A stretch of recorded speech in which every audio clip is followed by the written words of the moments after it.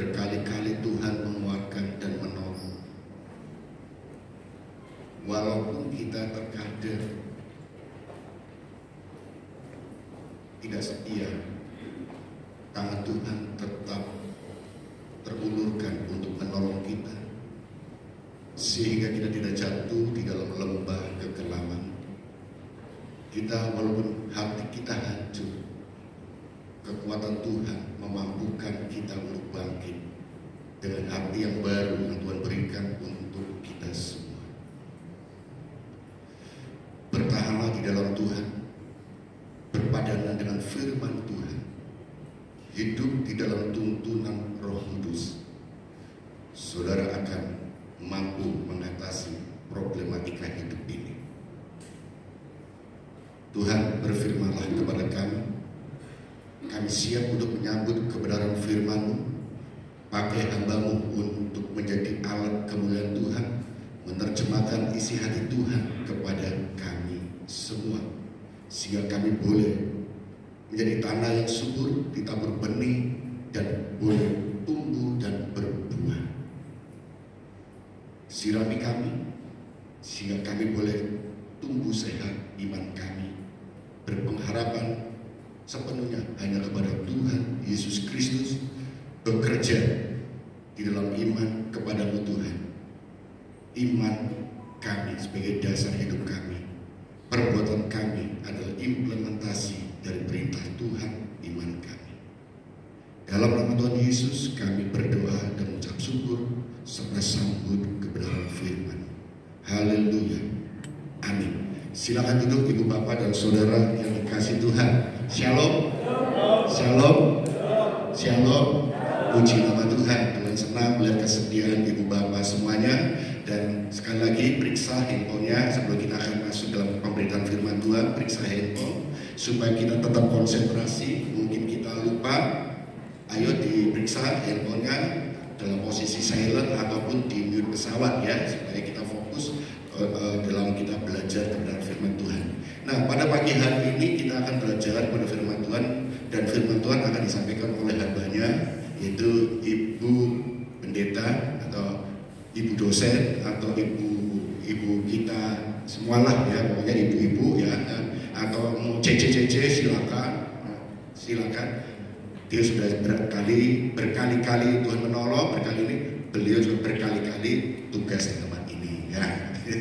Ya, kita akan diberkati oleh firman Tuhan yang disampaikan oleh Ibu Evangelis Linda Bustan. Saya persilakan.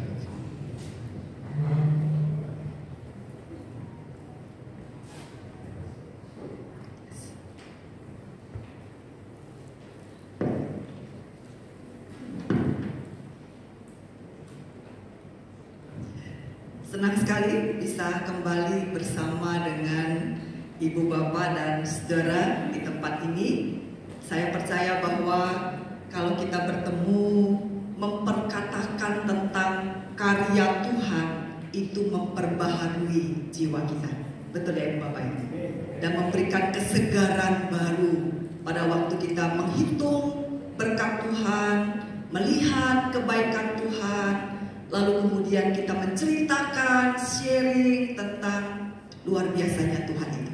Sepanjang ibadah tadi, lagu-lagu sudah membawa kita, mengingatkan kita, membuat kita kembali melihat bahwa kita tidak sendiri. Betul ya Ibu-Ibu ya, Ibu Bapak ya, kita tidak pernah sendiri. Nah, firman Tuhan hari ini akan berbicara dalam tema Allah di dalam pergumulan umatnya. Allah di dalam pergumulan umatnya. Ibu Bapak dan Saudara sekalian, akhir-akhir ini ya kita banyak mendengar berita-berita yang barangkali membuat jiwa kita bisa menjadi gentar, atau pikiran kita bisa menjadi bingung, bimbang ya, atau juga hati kita tidak tenang. Berbagai macam isu, ada PHK dan seterusnya, ada begitu banyak, ada isu mental health dan sebagainya begitu.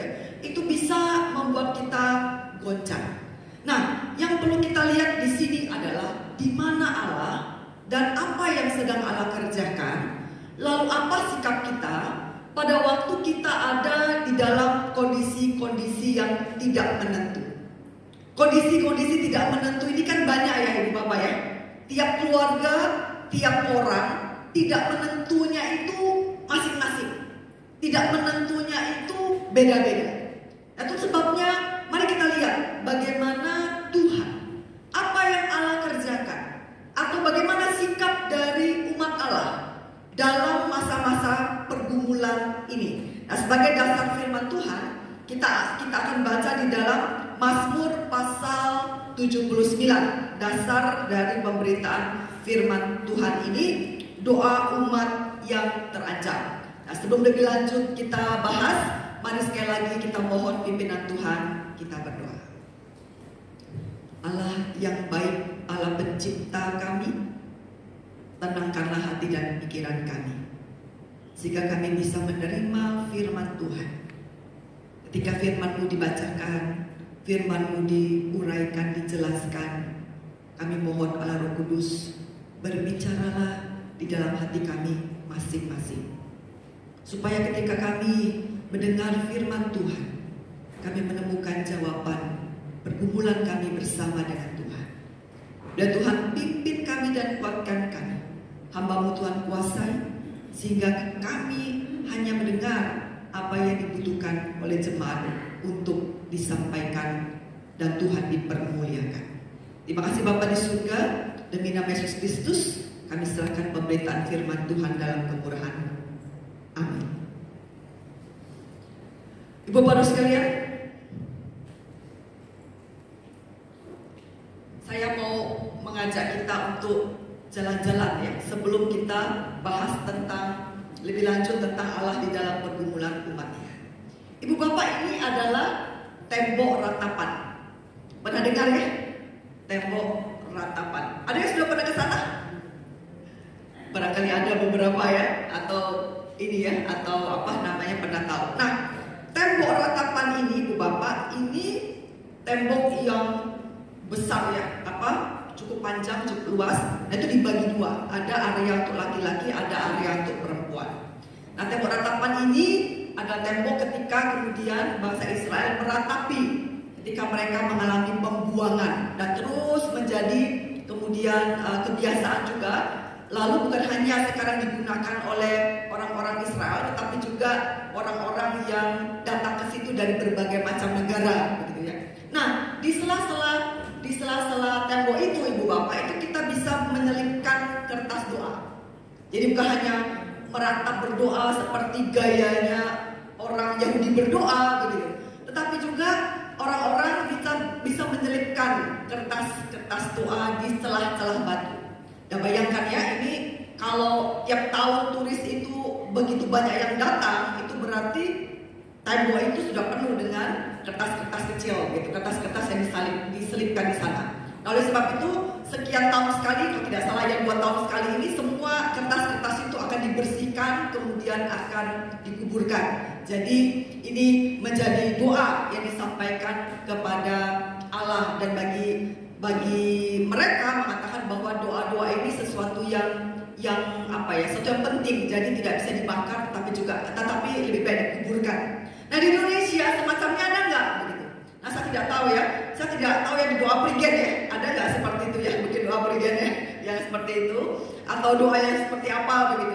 Tetapi menarik ya, ini Ibu Bapak di Jawa Tengah, nah ini ada yang disebut dengan gereja ayam. Ya, walaupun bentuknya ini sebenarnya burung merpati gitu, tapi terlanjur disebut dengan gereja ayam, jadi disebutnya gereja ayam di Jawa Tengah. Jadi kalau main-main bukan hanya ke Borobudur ya Ibu Bapak ya, bisa juga berkunjung ke tempat ini. Ada yang sudah pernah ke sini Ibu Bapak? Belum juga? Wah, ini menarik ya. Nah, jadi ini tempat yang kemudian di dalamnya ini ada beberapa lantai gerejanya ini. Lalu kemudian di salah satu bagian itu ada tempat juga kita bisa menaruh doa. Jadi nggak usah jauh-jauh ke tembok ratapan ya. Juga bisa ke Indonesia juga ada. Siapa tahu nanti di Prigen juga ada mungkin. Disampaikan langsung kepada Tuhan. Biasanya kita tuh ya tidak kelihatan ya. Atau di sini mungkin dibuat ruang sebagian space yang bisa digunakan untuk berdoa. berdoa begitu. Jadi istilahnya taman doa begitu.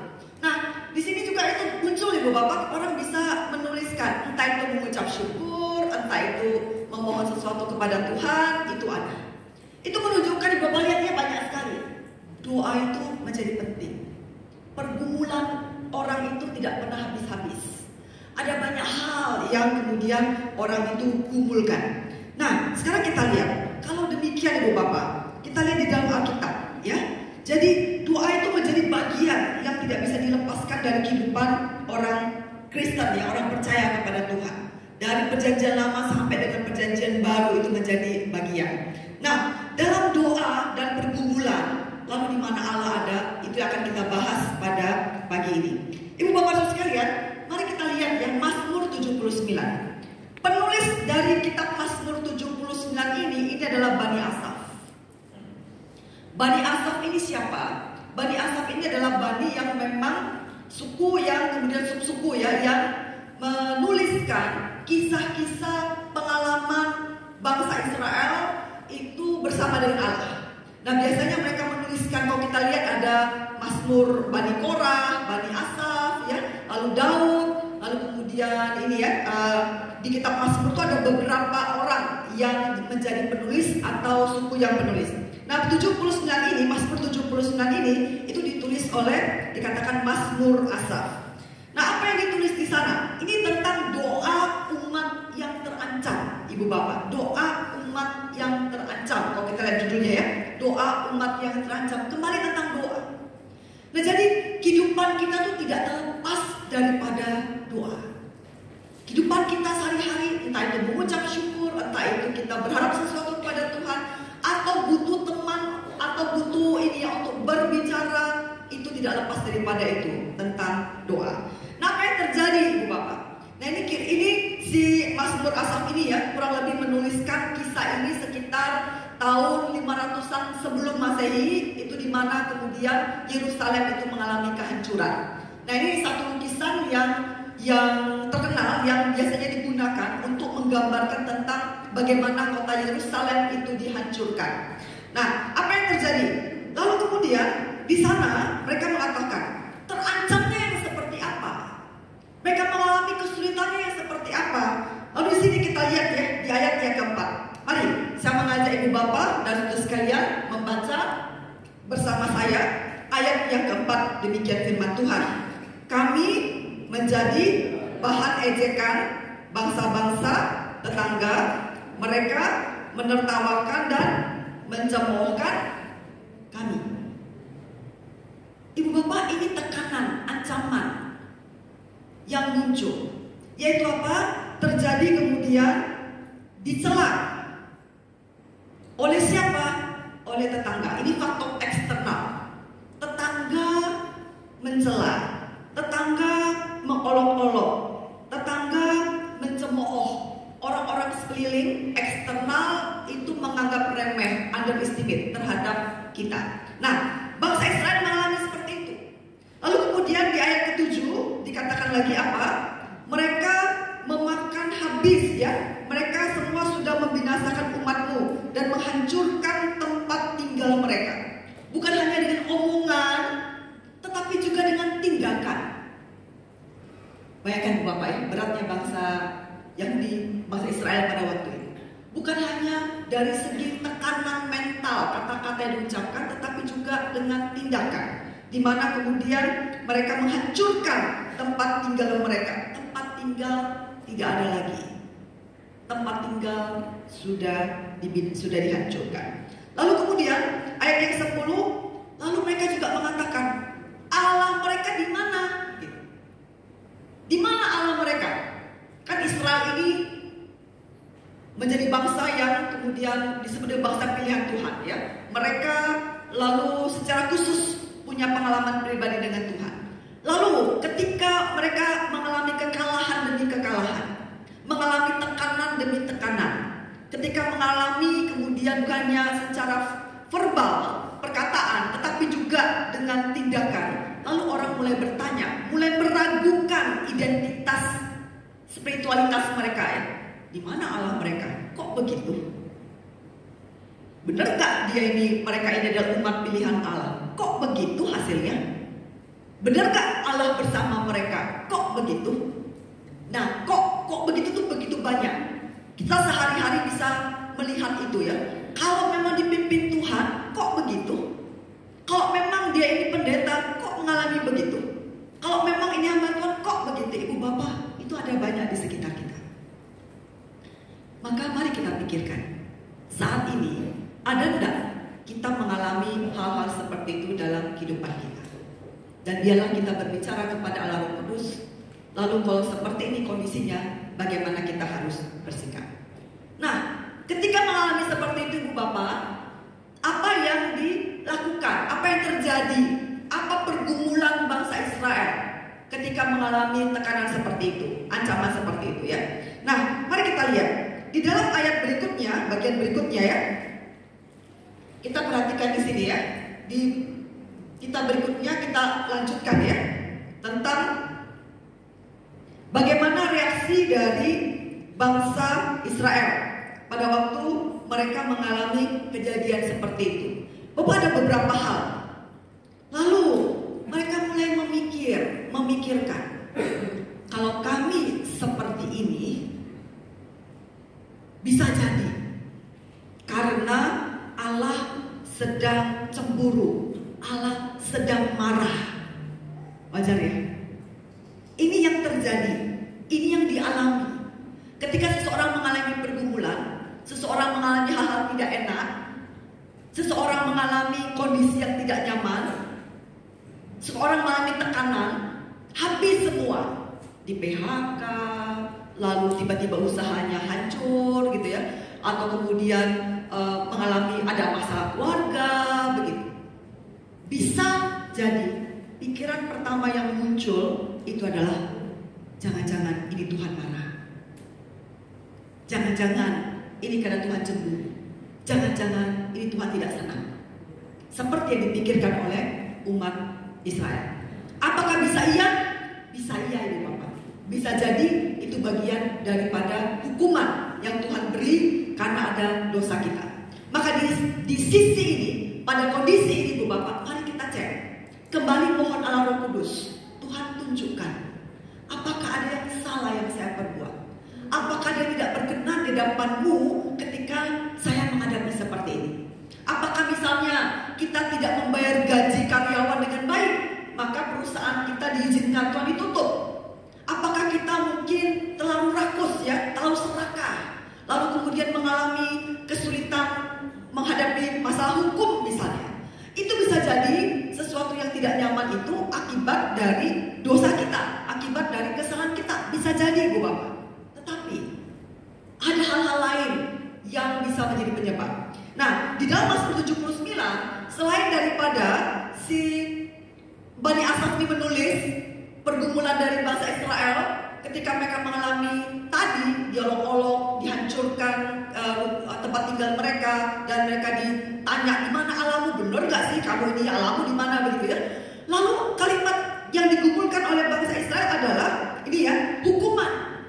Tadi Allah marah, nah akibat Allah marah itu ada hukuman. Ini yang di dalam ayat yang ke-8. Jangan menghukum kami karena dosa leluhur kami. Kasihanilah kami segera sebab kami putus asa. Jangan yang dipikir itu adalah apa? Dosa leluhur kami. Nah, bangsa Israel ini yang pertama marah karena mereka, atau yang kedua akibat dari dosa leluhur.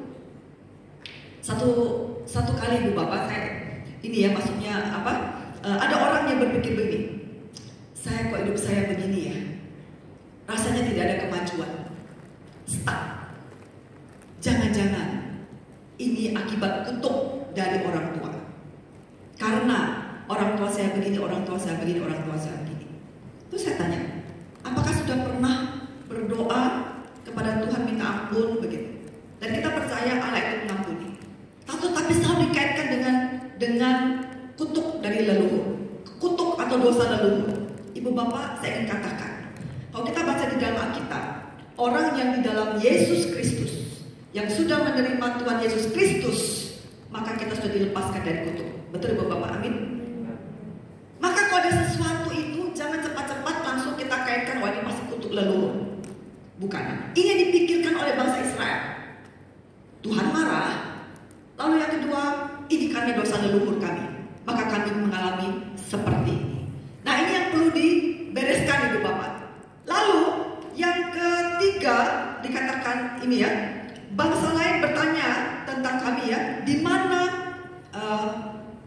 ini ya, di mana Allah mereka gitu. Jadi sebentar.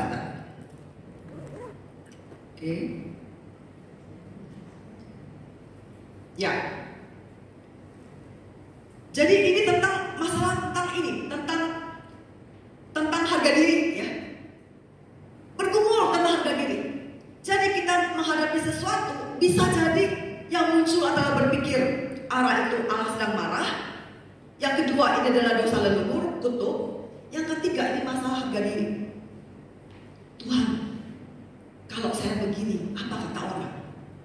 Tuhan, kalau saya mengalami seperti ini, apa kata orang? Nah, Ibu Bapak, ini yang dialami oleh bangsa Israel. Maka kemudian ketika mereka bergumul begitu ya, mereka berdoa kepada Allah. Tapi kalau kita lihat Ibu Bapak, di dalam Alkitab, ini motif ya, atau mengapa sampai umat Israel mengalami keterpurukan, itu bukan hanya ini. Nah, kalau kita bandingkan Ibu Bapak, itu ada lagi di dalam kitab Hakim-Hakim ya. Kitab Hakim-Hakim itu ada kisah. Nah, di sini ya, di Hakim-Hakim pasal 3 ayat 1 sampai 2, saya bacakan ya. Untuk menguji orang-orang Israel yang tidak pernah mengalami peperangan di Kanaan, Tuhan membiarkan beberapa bangsa tinggal negeri itu. Tuhan melakukan itu hanya dengan maksud mengajar setiap generasi Israel berperang, khususnya mereka yang tidak pernah ikut bertempur. Nah, ini peristiwa di kitab Hakim-Hakim, di mana kemudian ketika bangsa Israel keluar, itu banyak orang asing, bangsa-bangsa asing yang menyerbu, yang menekan, yang berperang, memerangi bangsa Israel.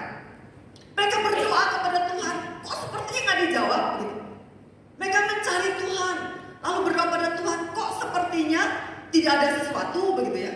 Tidak, maka tetap aja kalah mereka begitu. Lalu apakah Tuhan ada? Nah, Ibu Bapak, pernah nggak kita mengalami seperti itu? Pada waktu kita bergumul, kok sepertinya Tuhan tidak jawab-jawab sih? Lalu kita tidak sabar. Lalu kemudian kita mulai meragukan Tuhan. Mulai iman kita menurun gitu. Mulai kita malas ke gereja. Mulai kita kemudian malas untuk mencari Tuhan. Mulai kita semakin menjauh. Dan yang paling berbahayalah, mulai kita meninggalkan cara Tuhan, lalu kita memilih, memutuskan jalan kita sendiri. Mulai kita tidak mengandalkan Tuhan, tapi kita mulai meminta bantuan orang lain, atau bantuan yang tidak Tuhan inginkan. Itu sebabnya mengapa terjadilah pinjol. Betul ya, sekarang lagi ramai ya Ibu Bapak ya. Kasus pinjol itu kan banyak sekali begitu. Siapapun bisa kena itu begitu. Nah, inilah titik di mana kita perlu hati-hati Ibu Bapak. Nah, di sini dikatakan Hakim-Hakim pasal 3 ini adalah ketika Tuhan izinkan bangsa Israel itu dikelilingi oleh bangsa-bangsa asing yang menekan mereka, bahkan mengalahkan mereka. Kenapa? Allah itu sedang melatih tangan mereka berperang. Allah sedang melatih bagaimana mereka menghadapi musuh-musuh dengan cara Allah. Allah sedang melatih mereka. Ibu Bapak, ini yang menjadi pertanyaan kita ya. Hal-hal pada waktu kita mengalami sesuatu, Tuhan sedang ajarkan apa? Jangan langsung kemudian, bisa saja yang tadi ya, Allah marah, jadi itu hukuman kita karena dosa kita. Bisa juga karena ada kutuk yang masih ada, yang kita percaya di dalam Yesus Kristus sudah dihapuskan. Bisa jadi karena kita terganggu harga diri ya, orang tanya di mana Allah kita. Tapi bisa jadi Ibu Bapak, itu bagian daripada kita mempraktekkan firman Tuhan. Kita menjalankan firman Tuhan. Kita diizinkan Tuhan untuk mempraktekkan iman di saat-saat sulit seperti ini. Ibu Bapak, ada